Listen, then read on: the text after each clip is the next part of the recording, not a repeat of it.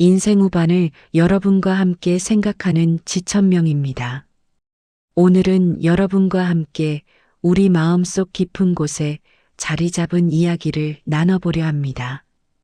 바로 가난이 아니라 체면이 우리를 더 힘들게 했던 그 시간들에 대한 이야기입니다. 오늘 이야기는 조금 길어질 수 있습니다. 하지만 우리가 평생 짊어지고 살아온 이 무게에 대해, 그리고 이제는 그것을 어떻게 내려놓을 수 있을지에 대해 깊이 있게 이야기를 나눠보고자 합니다. 제가 얼마 전 한 분을 만났습니다. 이른을 바라보는 그분은 평생 남들에게 떳떳하게 살아왔다고 자부하시는 분이었습니다. 그런데 그분이 제게 이런 말씀을 하셨습니다. 돈이 없어서 힘든 건 참을 수 있었는데 그 사실을 남들이 알까봐 두려워서 더 힘들었다고요. 친구들이 외식하자고 할 때마다 핑계를 대야 했고, 아이들 학교 행사에서 남루한 옷차림을 들킬까봐 가슴 졸여야 했던 그 시간들이 진짜 고통이었다고 말씀하셨습니다. 저는 그 말씀을 들으면서 많은 생각이 들었습니다. 우리 세대가 겪어온 고통의 본질이 무엇이었는지, 그리고 그 고통이 어디서 비롯되었는지를 다시 한번 돌아보게 되었습니다. 가난 그 자체보다 가난을 숨겨야 했던 무게, 체면을 지키기 위해 감내해야 했던 이중 삼중의 고통이 실은 우리를 더 힘들게 했던 건 아니었을까요? 돌이켜보면 우리는 유난히 체면을 중요하게 여기며 살아왔습니다. 아침에 일어나면 가장 먼저 이웃집 눈치를 살폈고, 아이들 학교에 보낼 때면 다른 집 아이들과 비교되지 않을까 전전긍긍했습니다. 장을 보러 시장에 갈 때도, 친척 모임에 갈 때도, 심지어 병원에 갈 때조차 남들 눈에 어떻게 비칠지를 먼저 생각했습니다. 실제로 우리 주머니 사정이 어떤지보다 남들이 우리를 어떻게 볼지가 더 중요했던 시절이 있었습니다. 어느 여름날이었습니다. 한 어머니가 아이들을 데리고 시장에 갔습니다. 그날따라 아이들이 친구들이 먹는다는 과일을 사달라고 조르더랍니다. 하지만 그 어머니 지갑에는 저녁 식사거리를 사고 나면 과일을 살 돈이 없었습니다. 그 어머니는 아이들에게 이렇게 말했습니다. 오늘은 과일이 신선하지 않아서 다음에 사자고요. 사실을 말하지 못했습니다. 돈이 없다고 말하지 못했습니다. 왜냐하면 그 어머니 자신도, 그리고 아이들도 남들 앞에서 가난을 인정하는 것이 너무나 부끄러운 일이라고 배워왔기 때문입니다. 그날 저녁 그 어머니는 아이들이 잠든 후 혼자 부엌에 앉아 울었다고 합니다. 돈이 없어서 운 게 아니었습니다. 아이들에게 거짓말을 해야 했던 것, 정직하게 우리 형편을 말할 용기가 없었던 자신이 한심해서 울었다고 했습니다. 그리고 그 눈물 속에는 또 다른 두려움도 섞여 있었습니다. 혹시 아이들이 학교에 가서 친구들에게 우리 집이 가난하다는 걸 말하면 어쩌나, 그래서 무시당하거나 놀림받으면 어쩌나 하는 걱정이었습니다. 이런 일은 비단 그 어머니만의 이야기가 아닙니다. 우리 대부분이 비슷한 경험을 가지고 있습니다. 친구들과 만날 때 갑자기 급한 일이 생겼다며 거짓말을 했던 기억, 친척 모임에서 형편이 어떠냐는 질문에 그저 그렇다며 얼버무렸던 순간들, 이웃이 새 옷을 입은 것을 보며 우리도 뭔가 사야 할 것 같은 압박감을 느꼈던 날들. 이 모든 순간들이 우리를 올감했습니다. 한 아버지의 이야기도 있습니다. 그분은 젊은 시절 공장에서 일했습니다. 월급은 적었지만 가족을 먹여 살리기에는 충분했습니다. 그런데 문제는 명절이나 결혼식, 돌잔치 같은 경조사였습니다. 다른 사람들이 내는 만큼 내지 못하면 쪽팔린다는 생각에 그분은 없는 돈을 쥐어짜서 부의금이나 축의금을 냈습니다. 때로는 빚을 내서라도 체면을 지켰습니다. 그렇게 몇 년을 보내다 보니 빚이 눈덩이처럼 불어났고 결국 그 빚을 갚기 위해 10년을 더 고생해야 했습니다. 지금 생각해 보면 참 어리석은 일이었다고 그분은 말합니다. 체면을 지키려다 진짜 삶이 무너졌다고요. 하지만 그때는 그렇게 하지 않을 수가 없었다고 합니다. 왜냐하면 주변 사람들 모두가 그렇게 살고 있었고 그렇게 하지 않으면 인간 취급을 받지 못할 것 같았기 때문입니다. 체면은 단순한 허영이 아니라 생존의 문제처럼 느껴졌던 겁니다. 또 한 분의 이야기를 들려드리겠습니다. 60대 중반의 한 여성분이었는데 그분은 평생 친구들에게 자신의 진짜 모습을 보여준 적이 없다고 하셨습니다. 남편이 사업에 실패했을 때도, 아들이 대학 입시에 실패했을 때도, 심지어 본인이 암 진단을 받았을 때도 친구들에게 속 시원히 털어놓지 못했다고 합니다. 항상 다 잘 지낸다고, 별일 없다고 말했습니다.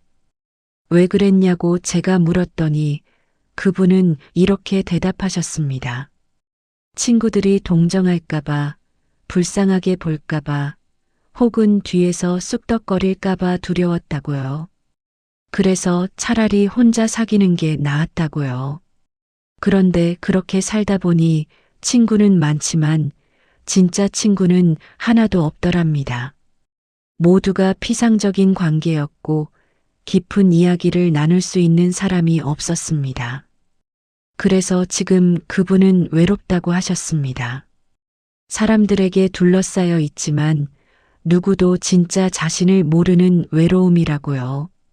그런데 여러분, 이 체면이라는 것은 대체 무엇일까요? 왜 우리는 그토록 체면을 중요하게 여기며 살아왔을까요? 체면은 단순히 허영이나 자존심만은 아닙니다. 그것은 우리가 속한 공동체 안에서 인정받고 싶은 마음, 배척당하지 않고 싶은 두려움, 그리고 우리 자신의 가치를 증명하고 싶은 간절함이 뒤섞인 복잡한 감정입니다. 심리학에서는 이것을 사회적 정체성이라고 부릅니다. 우리는 타인의 눈을 통해 우리 자신을 봅니다. 다른 사람들이 나를 어떻게 평가하는가가 곧 내가 누구인가를 결정합니다. 특히 집단주의 문화권에서는 이런 경향이 더욱 강합니다. 개인의 독립성보다는 집단 내에서의 조화와 위치가 더 중요하게 여겨지기 때문입니다. 우리 세대는 전쟁과 가난을 겪으며 자랐습니다. 그 시절 살아남기 위해서는 공동체가 필요했습니다. 혼자서는 살 수 없었던 시대였습니다. 이웃과 친척들이 서로 돕지 않으면 겨울을 나기 힘들었고 농사철이 되면 품앗이를 해야 했습니다. 그러다 보니 자연스럽게 공동체 안에서 나의 위치가 중요했습니다. 그 위치를 지키기 위해 그리고 배척당하지 않기 위해 체면을 유지하는 것이 생존의 문제였던 겁니다. 어느 할아버지가 이런 이야기를 해주셨습니다.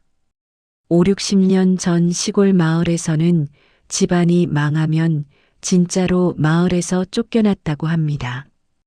빚을 못 갚으면 집을 빼앗기고 그러면 마을 사람들이 그 가족을 멸시했습니다. 아이들까지 학교에서 따돌림을 당했습니다. 그래서 사람들은 어떻게든 체면을 지키려 했습니다. 체면을 잃는다는 것은 단순히 창피한 일이 아니라 정말로 삶의 터전을 잃는 것을 의미했습니다. 그런 경험들이 우리 세대의 집단 무의식 속에 깊이 새겨졌습니다. 비록 시대가 바뀌고 이제는 공동체에 의존하지 않아도 살 수 있게 되었지만 그 두려움은 여전히 우리 안에 남아 있습니다. 체면을 잃으면 버림받을 것이라는, 무시당할 것이라는 오래된 두려움이 우리를 지배하는 겁니다. 또한 우리 세대는 급격한 산업화를 경험했습니다. 농촌에서 도시로, 가난에서 풍요로 향하는 그 격변의 시기에 우리는 끊임없이 남과 비교당했습니다. 누구는 대학에 갔고, 누구는 좋은 직장을 얻었고, 누구는 좋은 집에 산다는 소식들이 우리를 자극했습니다. 그 과정에서 우리는 자연스럽게 외적인 성공의 지표들, 즉, 남들 눈에 보이는 것들로 자신의 가치를 증명해야 한다고 배웠습니다. 한 어머니는 이런 말씀을 하셨습니다.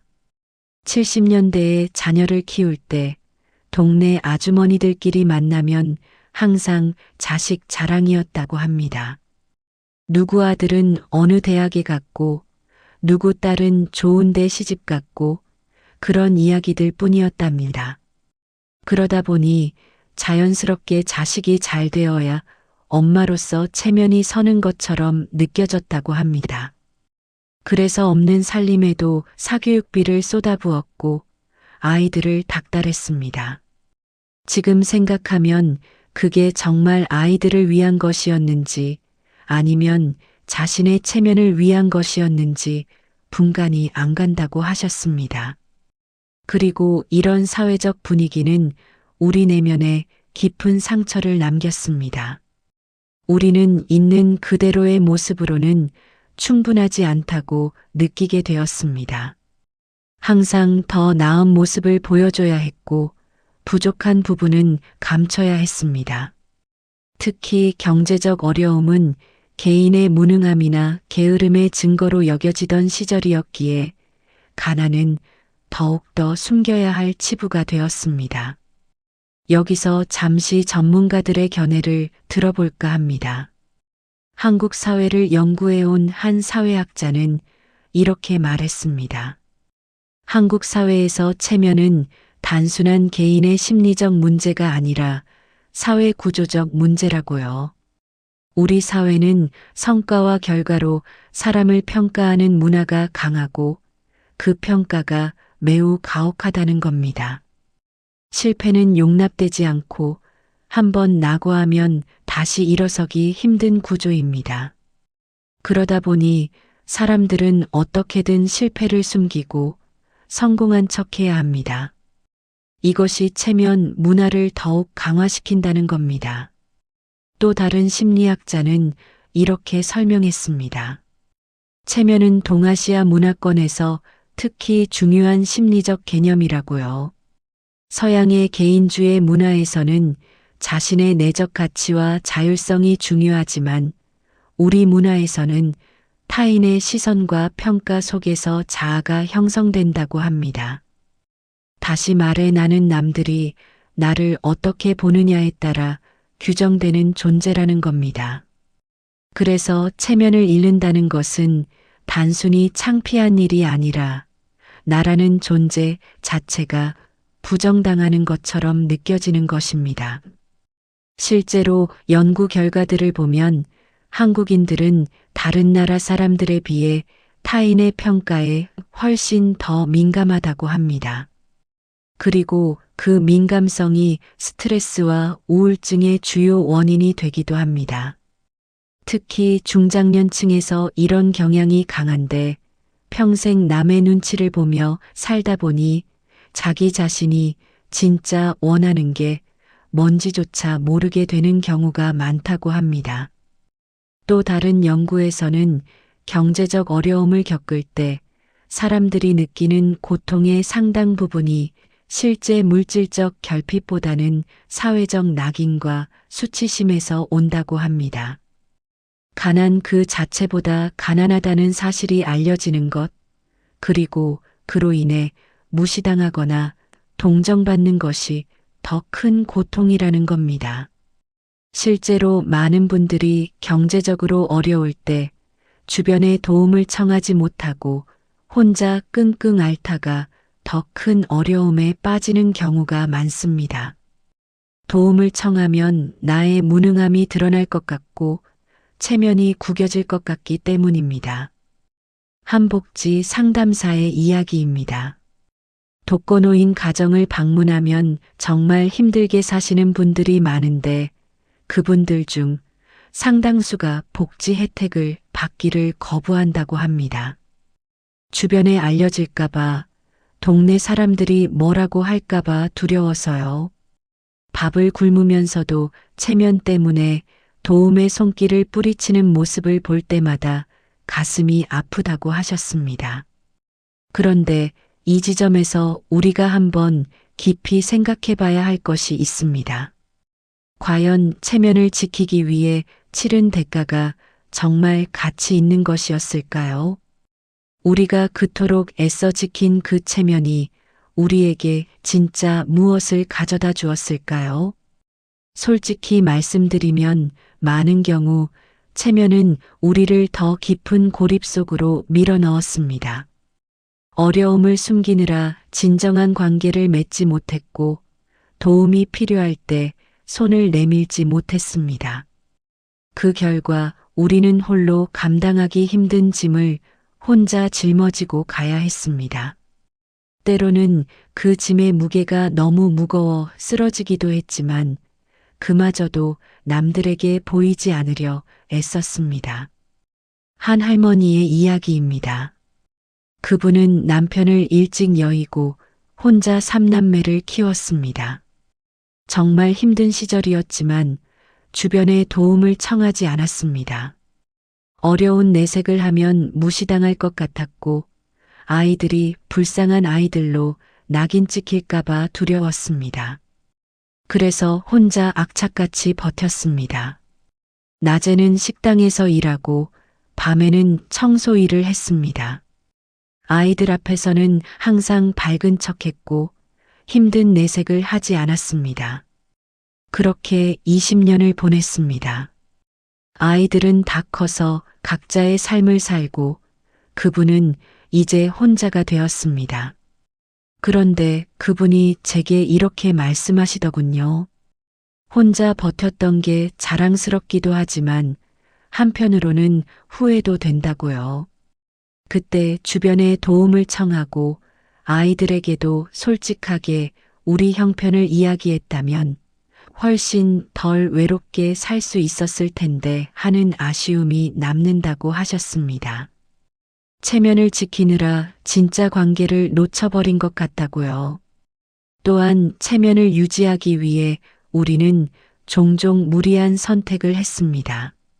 없는 돈을 쓰고 빚을 내고 심지어 건강을 해치면서까지 남들 앞에서 괜찮은 척 했습니다. 결혼식이나 장례식, 명절 때마다 체면 때문에 과도한 지출을 감수했습니다. 아이들 교육에서도 마찬가지였습니다. 다른 집 아이들이 하는 건 우리 아이도 시켜야 한다는 강박 때문에 감당하기 힘든 사교육비를 지출했습니다. 한 아버지의 고백입니다. 그분은 딸의 결혼식을 성대하게 치렀습니다. 호텔 예식장에 하객도 300명이 넘게 불렀습니다. 주변 사람들의 결혼식이 그 정도 규모였기 때문에 자신의 딸 결혼식만 초라하게 할 수 없었다고 합니다. 하지만 그 비용을 감당하기 위해 빚을 내야 했고 그 빚을 갚는데 5년이 걸렸습니다. 지금 생각하면 그 돈으로 딸에게 전세금을 보태줬다면 훨씬 실질적인 도움이 되었을 텐데 체면 때문에 어리석은 선택을 했다고 후회하셨습니다. 이런 이야기들을 들으면서 저는 생각했습니다. 체면이라는 것이 우리에게 준 것보다 앗아간 것이 훨씬 많지 않았나 하고요. 체면을 위해 우리는 진정한 행복을 포기했습니다. 진짜 관계를 포기했습니다. 그리고 무엇보다 우리 자신을 포기했습니다.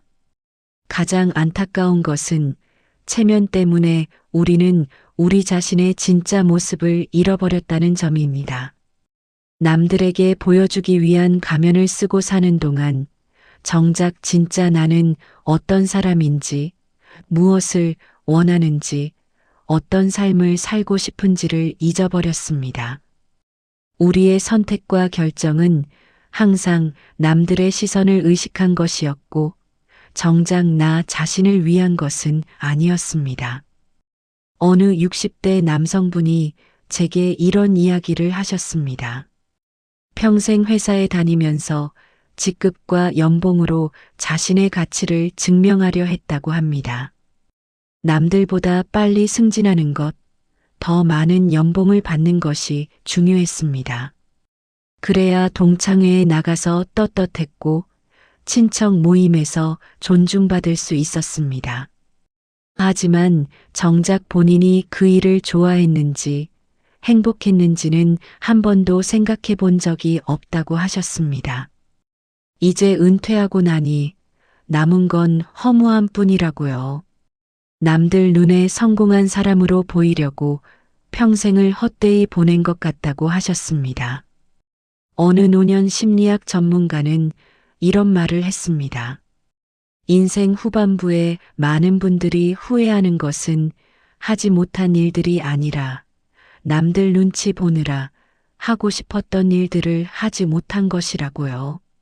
진짜 나를 표현하지 못하고 진정한 관계를 맺지 못하고 있는 그대로의 모습으로 살지 못한 것이 가장 큰 후회로 남는다고 합니다. 실제로 호스피스 병동에서 일했던 한 간호사가 쓴 책이 있습니다. 그 책에서 임종을 앞둔 사람들이 가장 많이 하는 후회가 무엇인지 정리했는데 그 중 하나가 바로 남들이 기대하는 삶이 아니라 내가 원하는 삶을 살지 못한 것이었다고 합니다. 체면과 의무와 기대 때문에 진짜 내가 원하는 삶을 살지 못했다는 후회, 그것이 인생의 마지막에 가장 큰 아쉬움으로 남는다는 겁니다. 그렇다면 이제 우리는 어떻게 해야 할까요? 평생을 체면을 의식하며 살아온 우리가 이제 와서 그 모든 것을 내려놓기란 쉽지 않습니다. 하지만 그럼에도 불구하고 우리는 조금씩 변화를 시도해 볼 수 있습니다. 먼저 우리는 체면과 자존감을 구분할 필요가 있습니다. 체면은 남들이 나를 어떻게 보느냐의 문제이지만 자존감은 내가 나를 어떻게 보느냐의 문제입니다. 진짜 중요한 것은 남들의 평가가 아니라 나 자신에 대한 나의 평가입니다.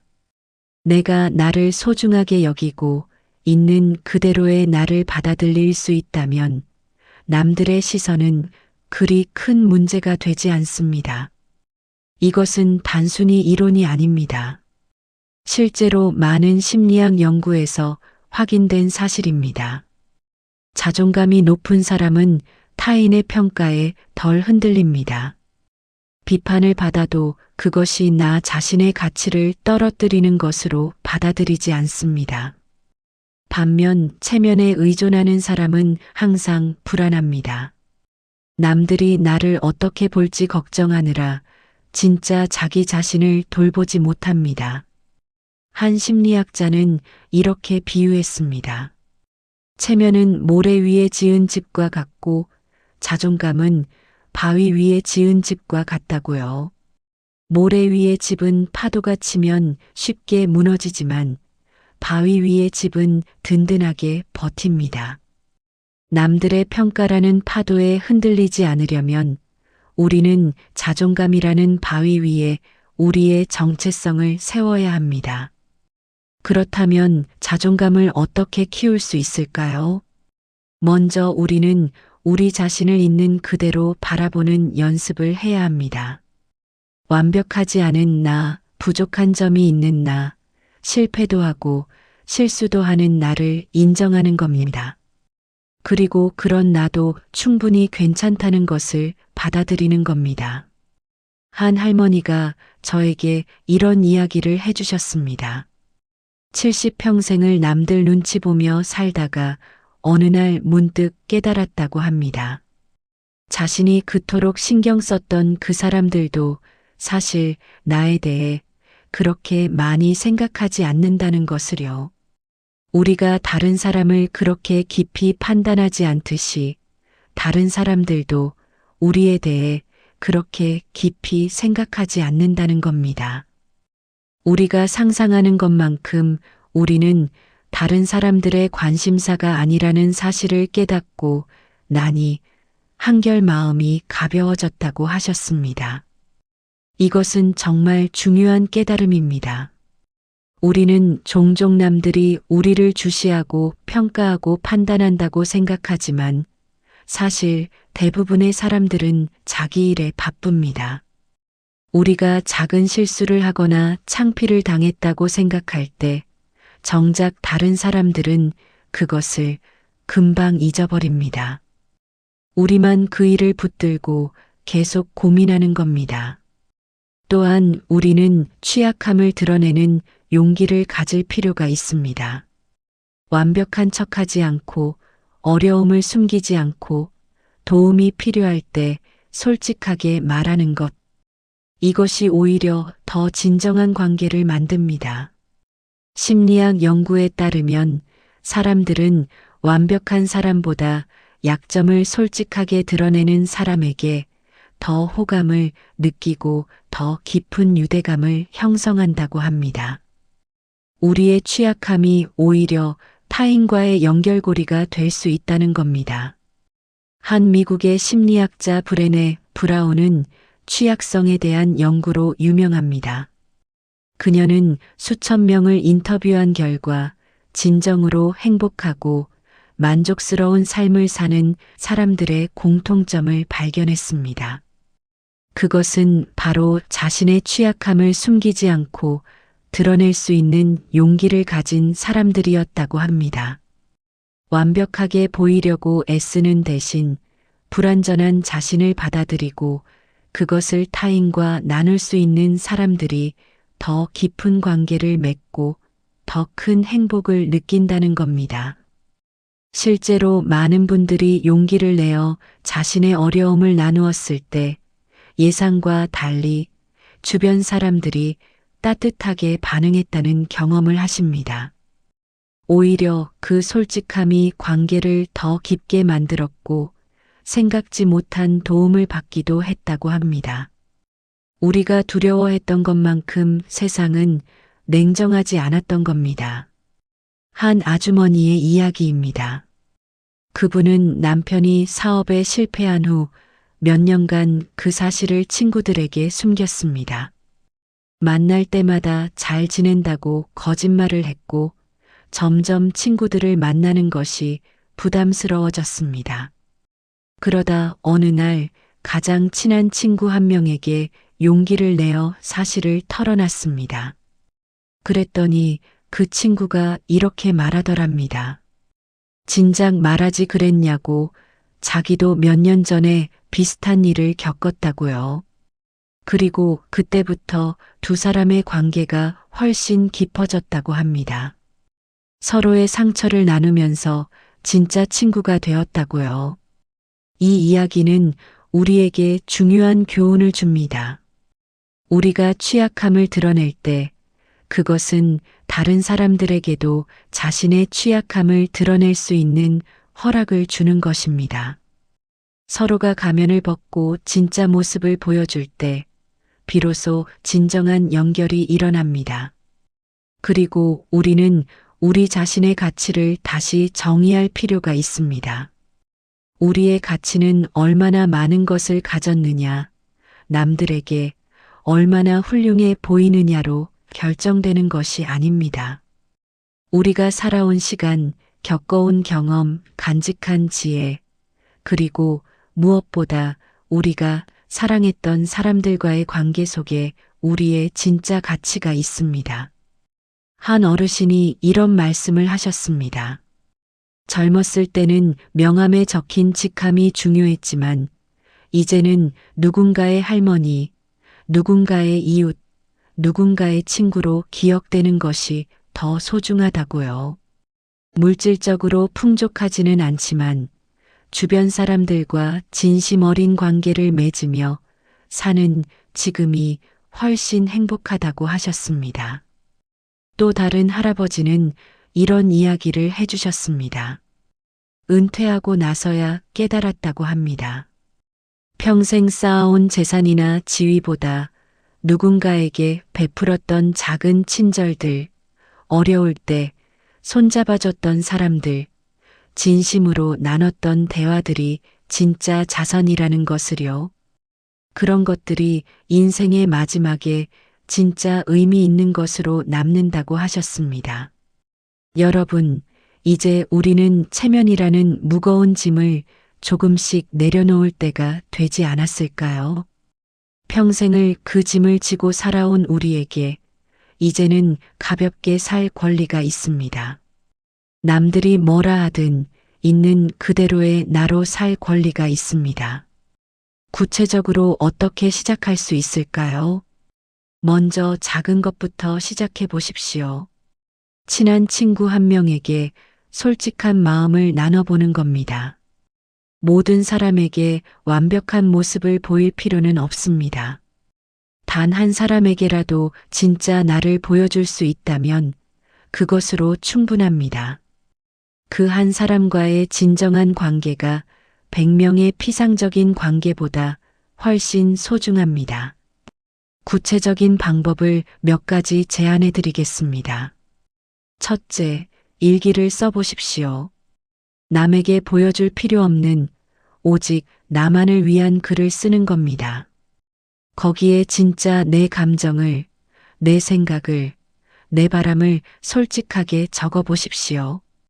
체면이나 격식을 차릴 필요 없이 그냥 있는 그대로 쓰는 겁니다. 이 연습을 통해 우리는 점점 진짜 나와 만나게 됩니다. 둘째, 작은 거절을 연습해 보십시오. 하기 싫은 일에 무조건 예스하지 마시고 정중하게 노라고 말하는 연습을 해보는 겁니다. 처음에는 어색하고 죄책감이 들 수 있습니다. 하지만 거절한다고 해서 관계가 깨지지는 않습니다. 오히려 나의 경계를 분명히 하는 것이 더 건강한 관계를 만듭니다. 셋째, 도움을 청하는 연습을 해보십시오. 아주 작은 것부터 시작하면 됩니다. 무거운 물건을 옮길 때 이웃에게 도움을 청한다든지, 잘 모르는 것을 친구에게 물어본다든지, 이런 작은 것들부터요. 도움을 청한다고 해서 무능한 사람이 되는 것이 아닙니다. 오히려 도움을 주고받는 것이 관계를 더 깊게 만듭니다.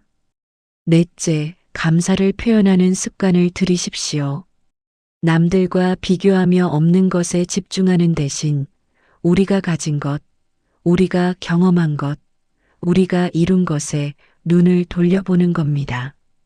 매일 저녁 잠들기 전에 오늘 하루 감사한 일 3가지를 떠올려 보는 겁니다. 이것은 단순한 긍정 사고가 아닙니다. 실제로 뇌과학적으로 감사 연습이 행복감을 높이고 우울감을 낮춘다는 것이 증명되었습니다. 부족함 속에서도 우리는 많은 것을 이뤄왔습니다. 자녀를 키웠고, 가정을 지켰고, 어려운 시대를 버텨냈습니다. 그것만으로도 우리는 충분히 자랑스러운 사람들입니다. 누군가와 비교할 필요가 없습니다. 우리는 우리만의 속도로, 우리만의 방식으로 최선을 다해 살아왔습니다.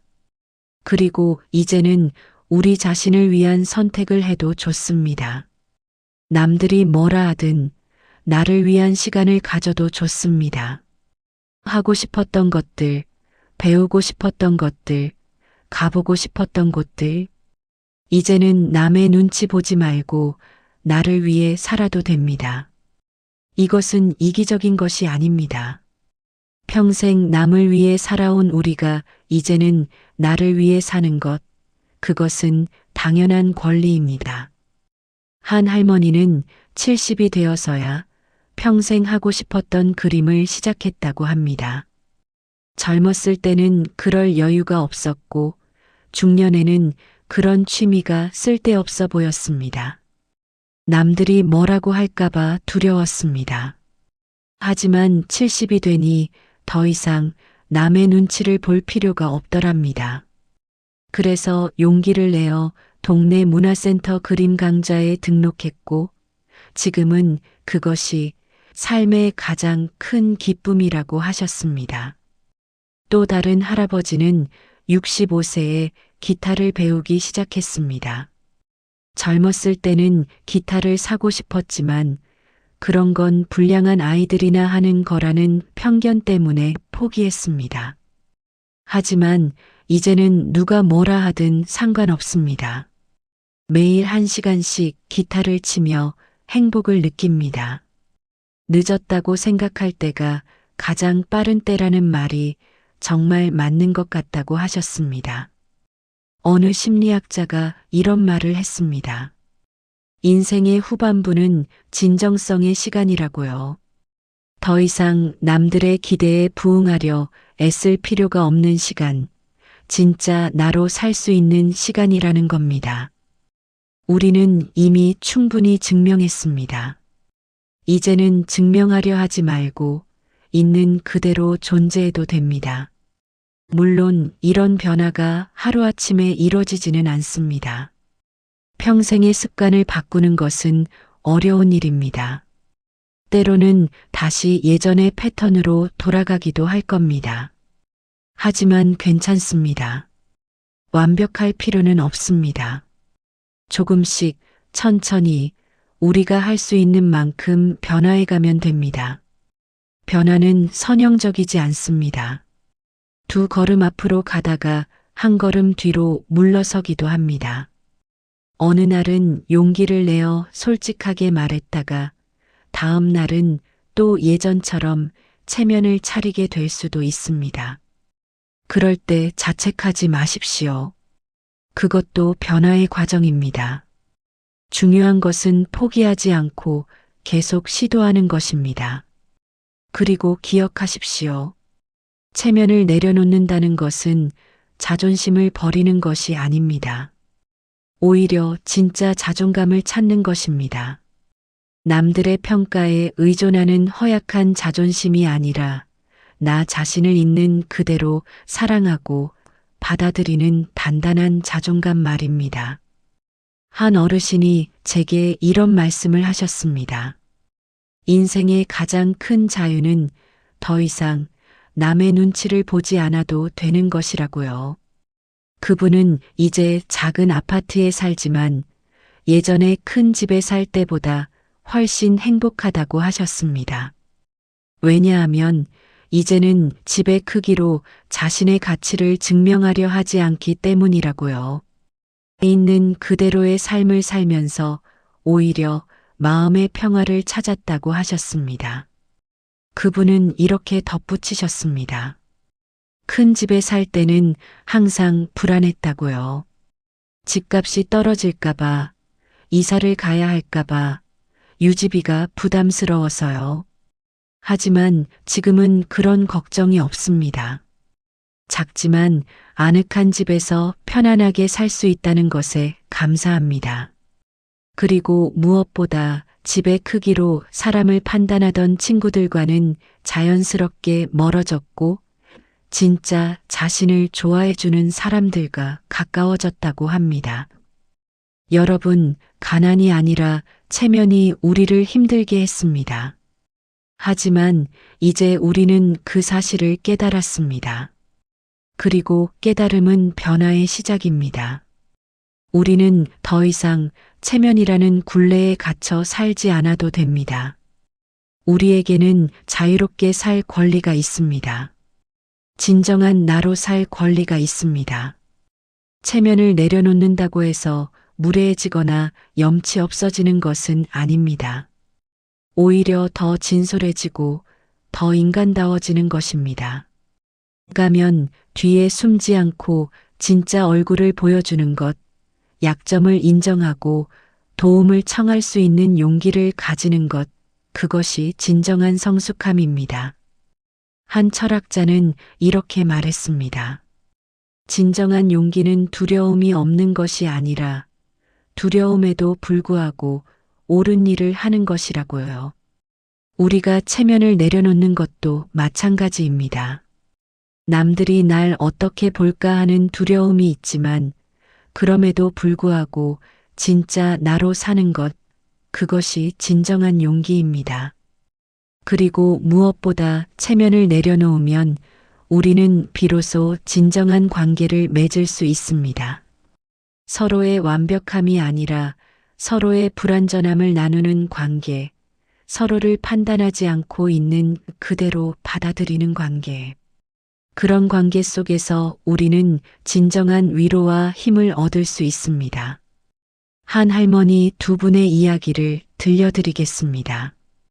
두 분은 20년 지기 친구였지만 늘 서로에게 완벽한 모습만 보여주려 했습니다. 그러다 한 분이 암 진단을 받게 되었고 더 이상 숨길 수 없어서 친구에게 털어놨습니다. 그랬더니 다른 친구도 사실 자신도 몇 년 전에 남편과 사별한 후 우울증으로 힘들었다고 고백하더랍니다.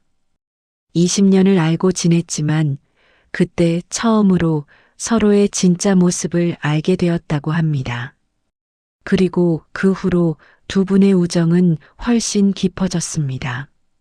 서로가 서로에게 진짜 힘이 되어주는 관계가 되었다고요. 이 이야기는 우리에게 중요한 메시지를 줍니다. 우리가 가면을 벗을 때 다른 사람들도 가면을 벗을 수 있습니다. 그렇게 진짜 모습으로 만날 때 비로소 진정한 연결이 일어납니다. 오늘 이 이야기를 들으시면서 혹시 마음이 편해지셨나요? 혼자가 아니라는 것, 우리 모두가 비슷한 고민을 안고 살아왔다는 것을 아시면 조금은 위안이 되실까요? 체면 때문에 힘들었던 것은 여러분만이 아닙니다. 우리 모두의 이야기입니다. 그리고 이제는 함께 그 무게를 내려놓을 때입니다. 내일 당장 모든 것을 바꿀 수는 없을 겁니다. 하지만 오늘부터 조금씩 시도해 볼 수는 있습니다. 한 사람에게 진심을 나눠보는 것, 작은 도움을 청해보는 것, 완벽하지 않은 나를 인정하는 것. 이런 작은 시도들이 모여 결국 우리의 삶을 변화시킬 겁니다. 그리고 이 변화는 우리 자신만을 위한 것이 아닙니다. 우리가 체면을 내려놓고 진정성 있게 살 때 우리는 다음 세대에게도 좋은 본보기가 됩니다. 우리 자녀들과 손주들에게 완벽해 보이는 것보다 진실되게 사는 것이 더 중요하다는 것을 몸소 보여주는 겁니다. 한 할아버지가 이런 이야기를 하셨습니다. 손주에게 자신이 겪었던 어려움을 솔직하게 이야기했더니 손주가 오히려 할아버지를 더 존경하게 되었다고요.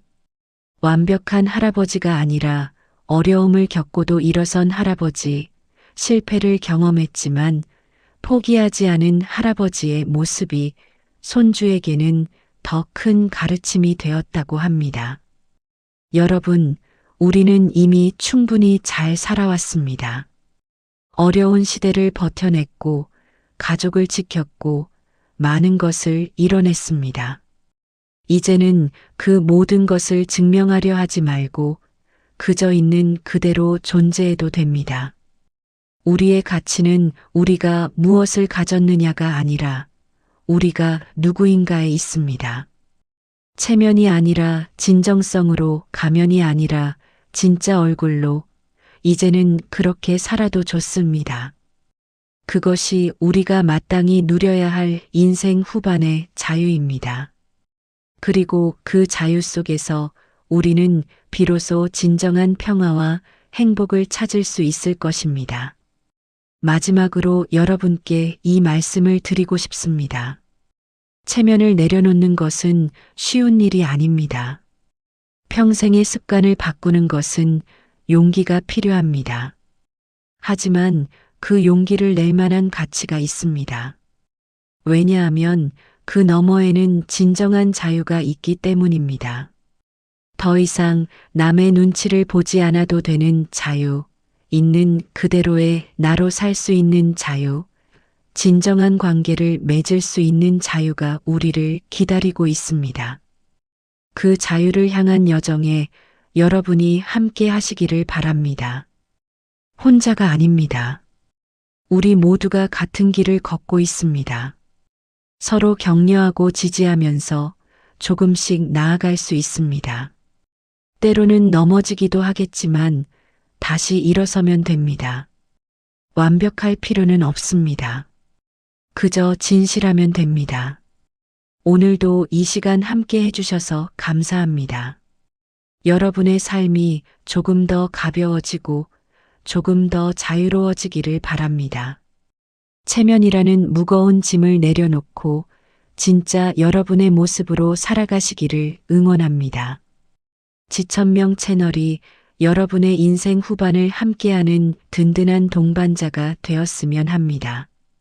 다음 시간에도 여러분과 함께 의미 있는 이야기를 나누고 싶습니다.